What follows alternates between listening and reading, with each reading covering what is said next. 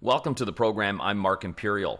This segment's brought to you by booksgrowbusiness.com. It's the place where busy professionals get their books done and published to educate consumers, grow their practices, and to leave a legacy. I'm doing a series of spotlights on remarkable business intermediaries and exit planning advisors from across the country.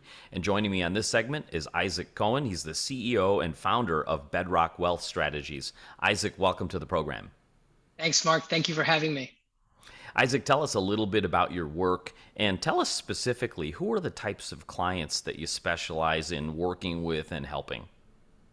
Great question. So I'm a financial planner by trade, but I decided many years ago to focus on business owners. And after working with business owners that were primarily baby boomers, I realized that I wanted to focus more specifically on Gen X, Y, and Z baby boomers who have, frankly, not enough time in the day to do everything that they love. And they tend to be a little bit more entrepreneurial, focused on the next big opportunity. So I help them figure out how to get there. So these entrepreneurs, I know they're great at running businesses and they think growth, growth, growth day in and day out. But when it comes time to sell a business, are they really prepared for that? Do they know? Have you found that folks know even where to begin? Unfortunately, not enough people do, Mark. So even setting up a business from the very beginning can create significant opportunities or challenges at the very end. So what I found is that young entrepreneurs are very good at technology. They're very good at what they know, but they often lack the education around some of the nuances. And that's where my team and I often come in. We help them figure out exactly what to do to prepare for sale, how to increase the value by bringing in value advisors.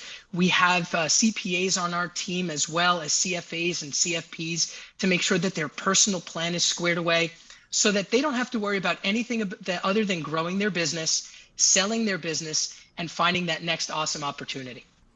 Let's talk a little bit about exit planning.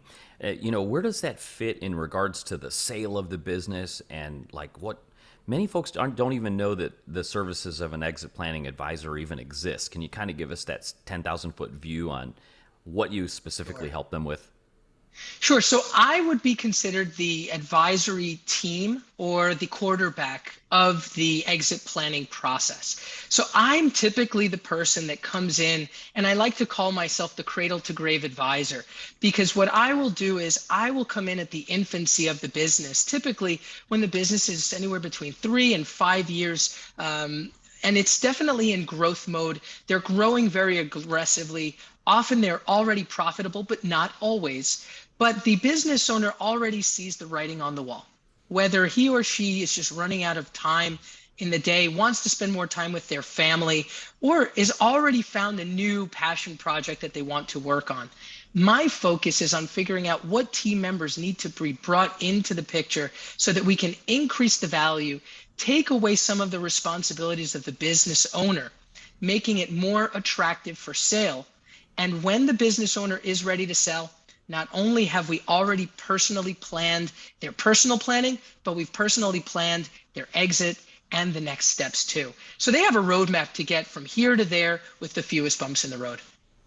So we're coming out of a recent pandemic now, and that's one of the inspirations for this whole series was we just identified a gap as lots of business owners considered this time like, hey, gosh, pandemic.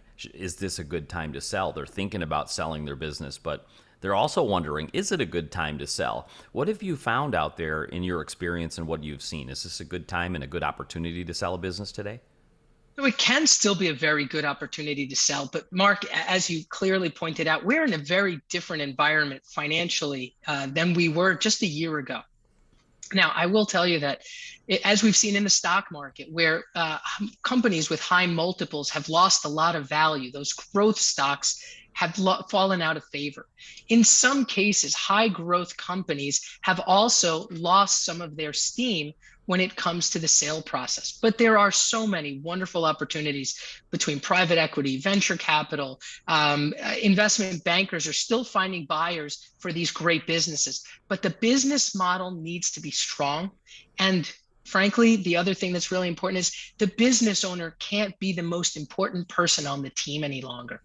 There has to be a very clear path for a buyer to say, I'm ready to take the next step because this owner when they exit is leaving me something strong. Let's talk for a moment about, some mistakes or pitfalls people make when they're like unprepared or woefully little prepared for exiting a business. I know it's a broad question, but could you give us maybe one or two of the biggest mistakes you've seen made that may sabotage someone's success in exiting successfully? Sure. I would say the first one is actually not preparing in advance their personal financial plan. So I find that business owners' personal and business plans are completely interwoven. And while that can be very attractive at the onset, it creates a lot of simplicity. On the back end, it creates a lot of complication. So one thing that I often urge business owners to do who haven't already done so is to first walk into a financial planner's office and talk to them about what's important to them and plan their personal well-being first. The business will happen. And if you're growing aggressively, it'll happen quickly. But we cannot put, you don't want to have the tail wag the dog. So I would recommend that first starting off with the personal plan, leading in to the valuation, leading into the value growth model that then leads into the sale is typically a better way to do it than starting off with the sale of the business and haphazardly getting to a personal plan. Sage advice. Isaac, what inspired you to get into this field to help folks exit their businesses successfully? How did you get started? That's a really great question. Thank you for asking that one. So my father was a business owner, and growing up, I thought that I was always going to be an old-fashioned haberdasher. I really loved suits. My father had many men's clothing stores throughout New York City, and I thought I was ready to take it over. But through a series of challenges in his business, and frankly, a lot of things that were out of his control, his business has changed. And my father didn't have his own exit plan. And so he found himself in his early 50s, unsure of the next step. And I never wanted that to happen to any one of my clients. So although I started off my career focusing on personal planning, it was always a goal of mine to focus primarily on business owners who, again, don't have enough time in the day and really need a trusted resource. This is fantastic. Isaac, before I ask you my last question, is there anything that I didn't think to ask you that you feel is important to share with any business owners listening that are considering selling and exiting their business today in today's economy? I would. So if you're even thinking about it at a high level, if the thoughts that come to your mind are, I'm burnt out, I don't know that I want to keep going for another 5 or 10 years, that's about the time that you want to talk to a financial advisor who's focused on exit planning, someone who can bring in the right team to help you execute. I often find that business owners will come to me when they have 2 years or a year to go. And there's some good planning that we can certainly do in that timeline. But if I had 3 to 5 years with a business owner, I can certainly do a lot more to help them save on taxes, better prepare themselves personally, as well as their business, making sure that their top people stay in the business, making sure that they're happiest with the outcome. Ultimately, every business owner I've met that I work with, because typically those business owners have businesses that are valued at 10 to 50 million. Those business owners typically care so much about their employees. They care so much about the outcome of the business that they feel that they are inclined to do things that are not only in their best interest, but in everyone else's as well. And so I want to make sure that when I'm coming in there and helping, I'm helping everyone that's important to them. For those owners listening that resonate with your message and would be interested in speaking with you and getting your help potentially, how can they find you, connect with you, and learn more? Well, they can always find me on LinkedIn by searching Bedrock Wealth Strategies, Bedrock like Yabba Dabba Doo, Wealth Strategies. You can go to our website, bedrockwealthstrategies.com, or frankly, you can always give me a call at the office, 914-372-2878.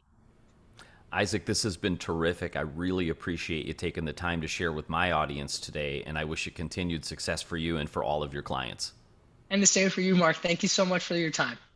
That was Isaac Cohen, CEO and founder of Bedrock Wealth Strategies. And this segment's brought to you by booksgrowbusiness.com. It's the place where busy professionals get their books done and published to educate consumers, grow their businesses, and to leave a legacy. That's all for now. I'm Mark Imperial, and thanks for joining me.